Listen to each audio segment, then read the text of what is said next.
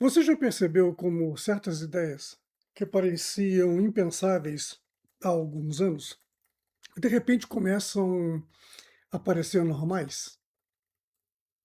Primeiro você estranha, depois você vê uma discussão aqui e outra ali. De repente, aquilo vira debate, depois vira pauta séria, depois vira bandeira, depois vira lei. E quando você percebe, o que antes parecia impossível já virou o novo normal. O novo normal. A pergunta é: isso aconteceu naturalmente ou alguém empurrou essa mudança?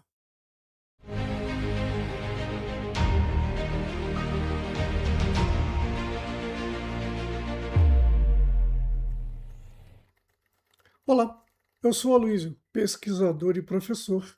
Seja muito bem-vindo ao canal Brain Academia de Negócios. Se você quer entender comportamento, poder, estratégia e outros mecanismos invisíveis que moldam a sociedade, fica comigo, porque aqui nós não discutimos só o que está acontecendo, discutimos quem está empurrando o que de fato está acontecendo. Hoje eu vou te mostrar como funciona uma das engrenagens mais poderosas da política, da mídia, do mercado e da cultura, a janela de Overton. E mais do que isso, eu vou te mostrar por que entender esse mecanismo pode mudar consideravelmente a forma como você enxerga notícias, campanhas, debates públicos, tendências sociais e até estratégias de vendas. Porque quem entende como as ideias se tornam aceitáveis, entende também como o poder realmente se move, como ele se comporta, se locomove. Mas o que é então a janela de Overton? Vamos começar explicando o que é essa bendita janela de Overton. Bem, a janela de Overton é um modelo criado por Joseph Overton, lá nos anos 1990. O objetivo era explicar uma verdade extremamente desconfortável. A política não basta uma ideia ser boa ou ruim. Na política, ela precisa parecer aceitável para o público em determinado momento. Ou seja, um político quase nunca defende aquilo que ele quer lá no íntimo. Ele defende aquilo que cabe dentro do limite que a sociedade está disposta a tolerar. Esse limite é a tal janela. Pense numa moldura invisível. Tudo que está dentro dela parece razoável, debatível, possível e até sensato. Tudo que está fora dela parece radical, absurdo, impensável ou até normalmente proibido. E aqui entra o ponto mais importante. O poder não depende só de impor ideias. Ele depende de mover a moldura do aceitável. Não é sobre convencer todo mundo de uma vez. É sobre deslocar outros aos poucos o que parece normal. E isso muda tudo. Mas, como uma ideia tão absurda vira normal?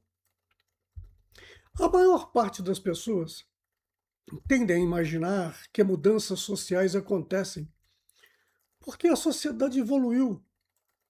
Às vezes, isso é até verdade, mas muitas vezes o que de fato aconteceu foi outra coisa totalmente diferente. A ideia foi exposta, repetida, debatida, reformulada, suavizada e reembalada até perder a aparência de absurdo. O processo costuma seguir uma lógica parecida com esta. Primeiro, a ideia é vista como totalmente impensável. Depois, ela passa a ser tratada como radical, mas discutível. Em seguida, ela se torna aceitável em certos contextos, em certos aspectos. Depois, passa a ser sensata. Um pouco mais adiante, ela se torna popular e finalmente normal. Percebe o truque? Conseguiu entender o truque? A sociedade raramente acorda num dia e muda de opinião de forma brusca. O que de fato acontece, quase sempre, é uma exposição contínua que altera a percepção do limite. O que antes chocava passa a soar apenas polêmico. O que era polêmico passa a parecer plausível. O que era plausível passa a parecer inevitável. E quando algo começa a parecer inevitável, metade da batalha já foi vencida, já está sob controle. Você pode estar se perguntando neste momento, afinal, quem move essa bendita janela? Muita gente imagina que são os políticos que mudam a janela de Overton. Mas, na prática, políticos geralmente não lideram essa mudança. Parece estranho, né? Hum, Eles farejam a mudança, eles observam o ambiente, monitoram o humor social, medem reações, testam linguagem, sentem o terreno com todo cuidado. Político profissional não gosta de heroísmo, gosta de sobrevivência. O político quer saber: isso me elege? Isso me derruba? Isso me isola? Isso me fortalece? Então, quem empurra a janela com mais força? Meios de comunicação, influenciadores, a academia, as escolas, as think tanks, pesquisas, agências de comunicação, grupos econômicos, plataformas digitais, campanhas coordenadas, narrativas emocionais.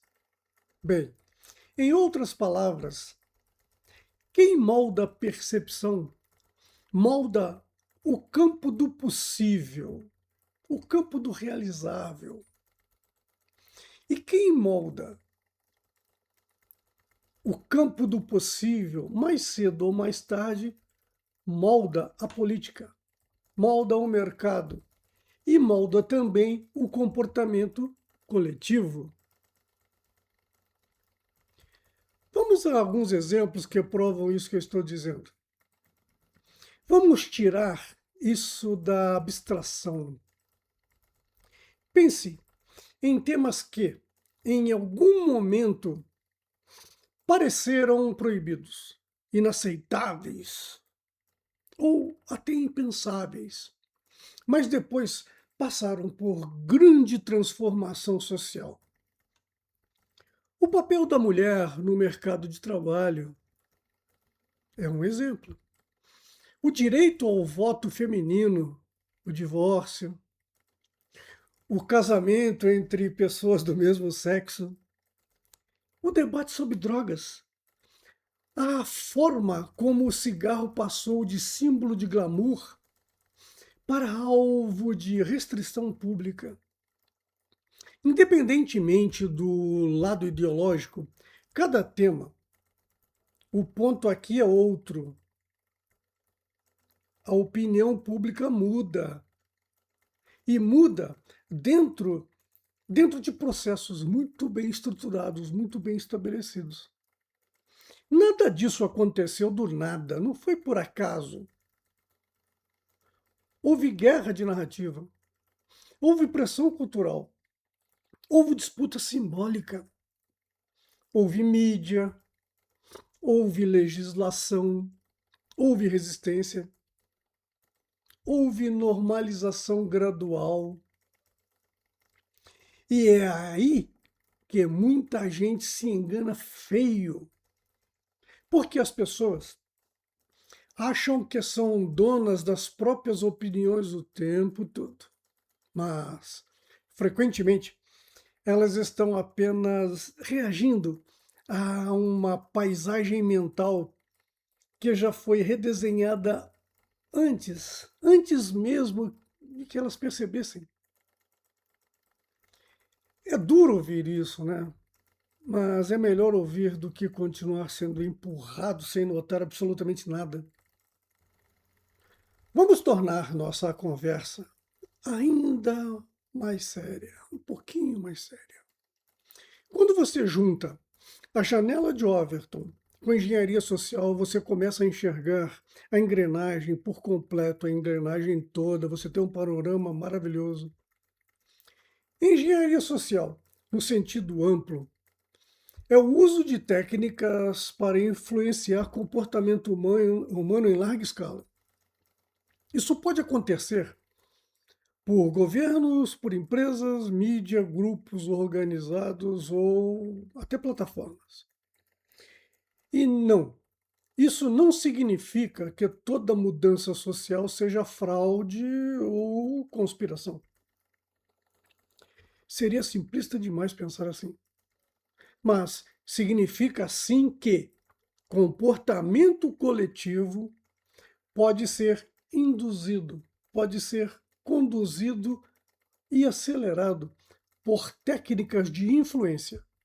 As pessoas normalmente são vulneráveis à curiosidade, medo, vaidade, ansiedade, preguiça, desejo de pertencimento, desejo de recompensa e medo de exclusão.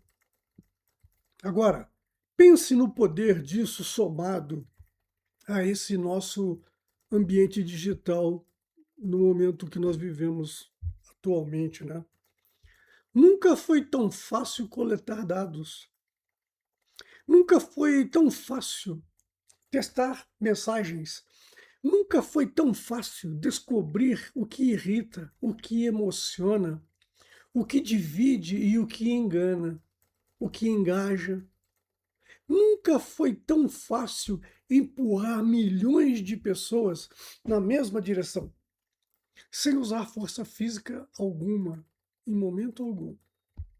Hoje, a disputa por poder passa pela disputa por percepção.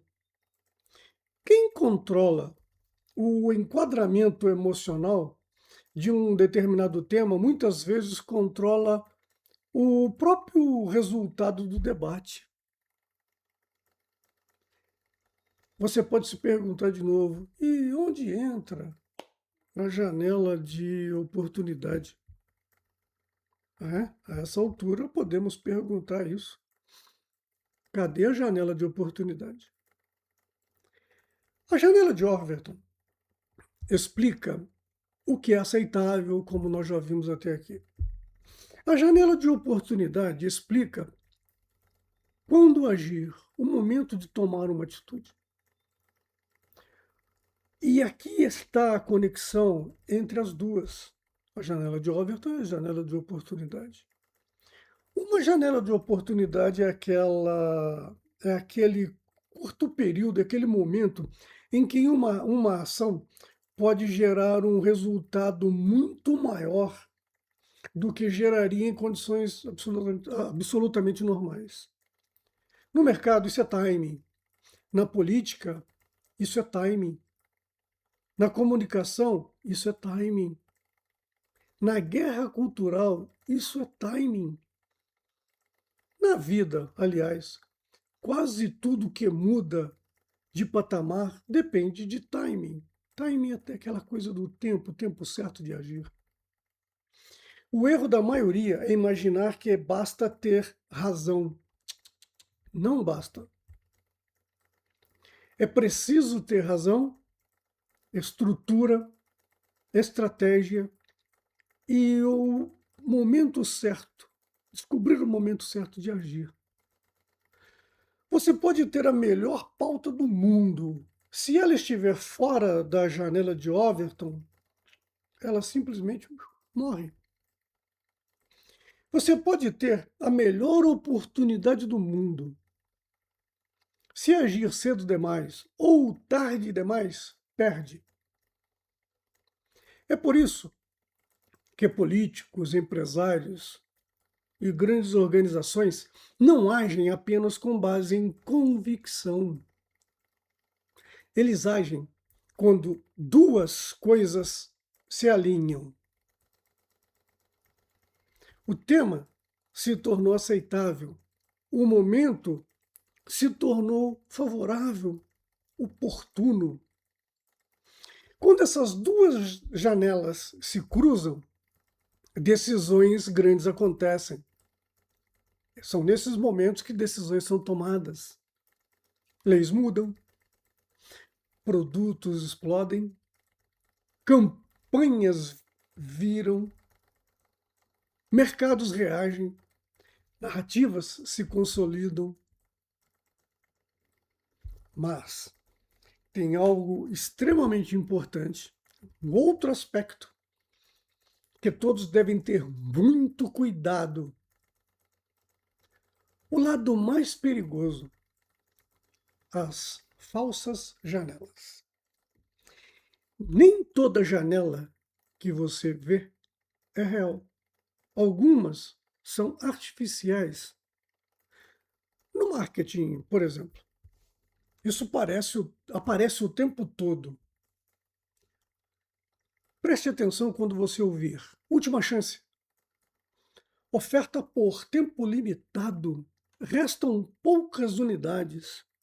Encerra hoje. É agora ou nunca. Em alguns casos, a escassez é real de fato. Em muitos outros, ou na grande maioria, é puro teatro. Ou seja, existe também a fabricação da urgência. E isso importa porque muita gente não percebe a diferença entre uma oportunidade verdadeira e uma pressão fabricada.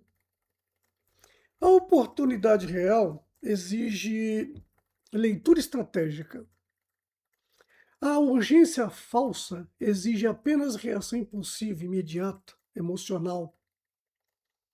Quem não sabe diferenciar uma da outra vira massa de manobra na política, no consumo, no investimento e até na própria vida. Mas você pode estar se perguntando também: o que muda na tua vida? Depois que você entende isso, muda que você para de olhar debates públicos como se fossem apenas opiniões espontâneas. Muda que você começa a observar algumas coisinhas. Por exemplo, quem está insistindo em determinado tema? Quem ganha com isso? Qual linguagem está sendo testada? Que emoção ou que emoções, né, estão sendo acionadas? E qual comportamento está sendo preparado? Muda que você deixa de ser ingênuo. Isso não te transforma em paranoico, te transforma em estrategista, numa pessoa melhor preparada, com visão mais esclarecida.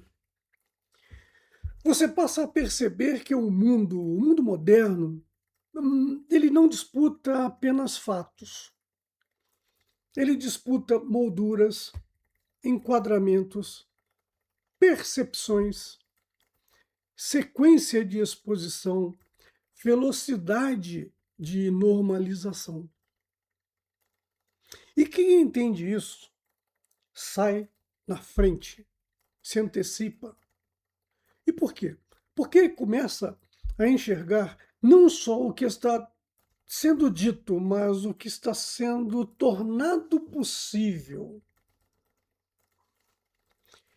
Então, para encerrar, deixa eu resumir do jeito mais duro e mais honesto possível tudo isso que nós vimos até aqui.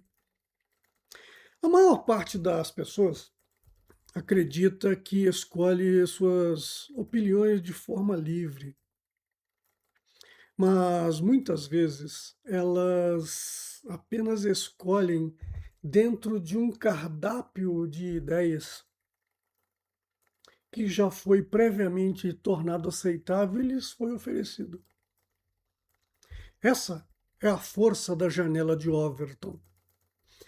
E a maior parte das pessoas também acredita que grandes decisões são tomadas só por mérito, justiça ou racionalidade. Mas, muitas vezes, elas são tomadas quando aparece a brecha certa, no clima certo, com a percepção certa. Essa é a força da janela de oportunidade. Quando você junta as duas, enxerga o jogo por completo. Você tem uma visão de cima. Primeiro, moldam o que parece aceitável.